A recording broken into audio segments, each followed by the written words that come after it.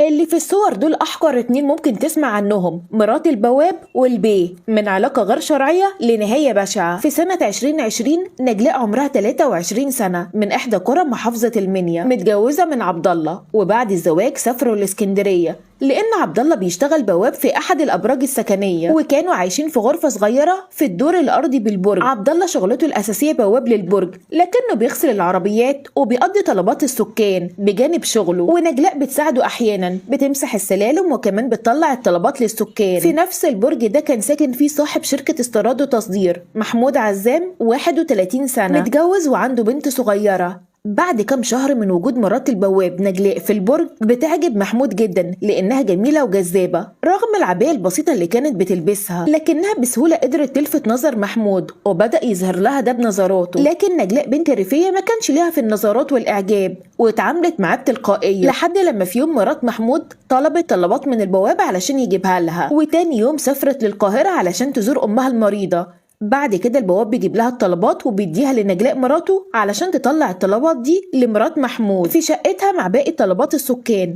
واول لما محمود بيفتح الباب لنجلاء وهي بتديله الطلبات اللي مراته طلبتها، محمود بيطلب منها تدخل الطلبات دي للمطبخ، ولانها متعوده تدخل الشقه عندهم بحكم تعاملها مع مراته. فاول ما دخلت المطبخ اتفاجئت بمحمود وراها وبيحاول يقرب منها. مرات البواب بتخاف وبتبعد عنه، بس لما محمود بيقرب منها تاني نجلاء بتجري لبره الشقه، فمحمود بيضحك وبيقول لها هجيبك. محمود اصلا بتاع ستات واعجابه بنجلاء لانها جميله وصغيره في السن مش اكتر من كده. وقتها نجلاء بتقرر انها تسكت وما تتكلمش علشان ما تعملش مشاكل ليها ولجوزها، خصوصا ان شغل البواب ده مصدر رزقهم الوحيد.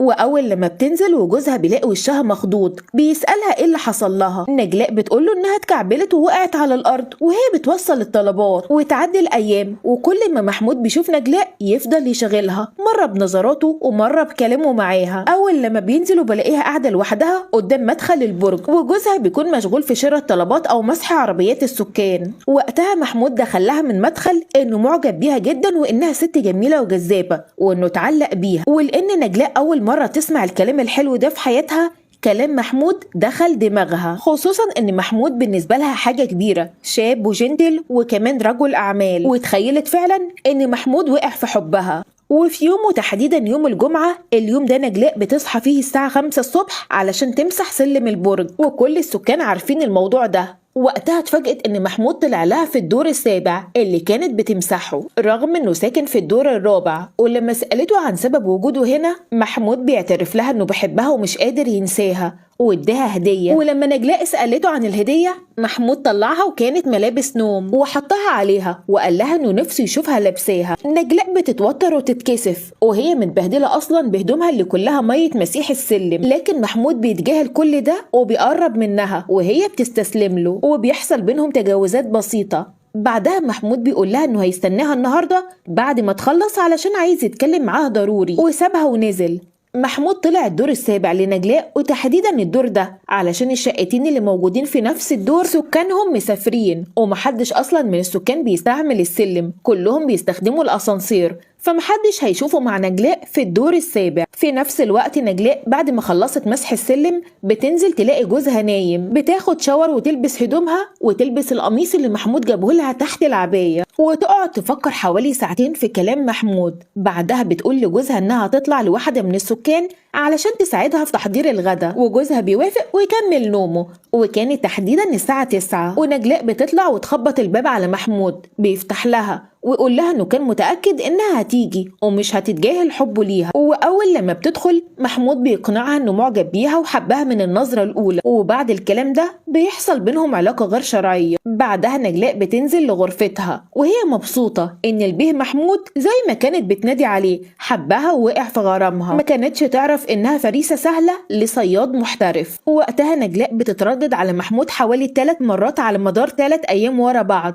لحد لما مراته بترجع من السفر، فمحمود بيقول لنجلاء انهم يتقابلوا في عربيته في اي مكان بعيد او حتى يتأجر شقة لمقابلاتهم. بس نجلاء بتقوله انها ما تعرفش حاجة في اسكندرية، وجوزها مستحيل يخليها تخرج بره البرج لوحدها علشان ما تتوهش. فبيقرروا هي ومحمود يتقابلوا في الدور السابع، لان الدور ده زي ما قلنا صحاب الشقق مسافرين، وكمان السكان الاصليين للبرج ما بيستخدموش السلم اصلا. وبالفعل مرات البواب ومحمود كانوا بيستخدموا الدور السابع لعلاقتهم الغير شرعية. ده غير كمان ان في كل مرة مرات محمود تسافر لوالدتها القاهرة تقعد يومين او 3 هي وبنتها هناك، محمود كان بيخلي مرات البواب نجلاء تطلع له الشقة. لحد لما في مرة مراته بتلاقي قطعة ملابس حريمي غريبة مش بتاعتها وموجودة في شقتها، بتعمل وقتها مشكلة كبيرة جدا مع محمود وبتتهمه انه بيخونها. وقتها محمود بيحلف لها انه ما يعرفش قطعة الملابس دي بتاعت مين، لكن المشكلة بتكبر. محمود حس انه ممكن بيته يتخرب لو مراته عرفت حاجة، علشان كده بيقرر يقطع علاقته بمرات البواب وبيبدأ يتجاهلها. في نفس الوقت نجلاء كانت هتتجنن من تجاهل محمود ليها، وازاي نسيها ونسي حبها بالسهولة دي، لانها بالفعل كانت حبته. فبتقرر انها ما تسيبوش، وكانت كل ما تشوفه نازل من البرج او راكب عربيته تجري عليه وتسأله عن سبب تغييره معاها، لحد لما محمود زهق منها ومن مطاردتها ليه وقال لها انه ما بحبهاش وكان بيتسلى بيها وتبعد عنه، لان مراته شافت قطعة ملابس ليها في شقته. بس اللي حصل ان نجلاء افتكرت ان محمود عايز يسيبها علشان خايف من مراته، مش علشان بيتسلى بيها زي ما قال لها. وفي يوم نجلاء بتشوف مرات محمود مسافرة، فبتطلع لمحمود الشقة، بس محمود بيطردها. وقتها نجلاء مش بتيأس وبتفضل تطارده، وقالت له انها بتحبه وعايزه ترجع علاقتها بيه. فمحمود زهق من مطاردتها ليه، فقرر يستعين بصاحبه واللي كان من نفس عينته بتاع الستات وعينه زايغه، واتفق معاه على لعبه قذره. اتفق معاه انه يجيبه يوم ما يقابل نجلاء في شقته علشان تعرف انه بيستلى بيها وما بيحبهاش وتبعد عنه. وفي يوم محمود اخيرا بيستجيب لنجلاء ويقول لها تطلع له النهارده في الشقه. واول لما نجلاء بتطلع بتدخل معاه في علاقه غير شرعيه، لكن بعد انتهاء العلاقه بتتفاجئ ان صاحب محمود داخل عليهم الغرفة. ولما بتسأل محمود مين ده بيقول لها انه صاحبه وعزمه عليها. نجلاء بتستغرب وما بتصدقش، لكنها بتلاقي صاحبه بالفعل داخل عليها وعايزها غصب عنها. ولما بترفض وتستعطف محمود يسيبها بيقول لها انها رخيصة، وزي ما عملت معاه تعمل مع صاحبه، ولو اتكلمت هيعمل لها فضيحة بين السكان. نجلاء بتسكت وتعمل لصاحب محمود اللي هو عايزه. بعدها بتلبس هدومها وتنزل تحت وهي منهارة ومش مصدقة اللي حصل لها. نجلاء عينها بتفضل مكسورة لحد لما بتقرر انها تاخد بطارها وتنتقم من محمود. وبعد حوالي شهر على الواقعة دي نجلاء بتحاول تقرب لمحمود تاني وتقوله انها مشتاقة له المرة واحدة بس، ولان محمود قذر وديني بيوافق. ويوم ما مراته سافرت نجلاء طلعت له الشقة، لكنها طلبت منه يعملوا حاجة غريبة شوية تزود لهيب الشوق بينهم، وهي انها تربط ايده اثناء العلاقة، ومحمود بيوافق. وبعدها بتخليه من غير هدوم، بتربط ايده ورجله في السرير، وبعدها بتطلع الآلة الحادة اللي كانت مخبيها في هدومها وتفضل تطعن فيه، وهي بتقوله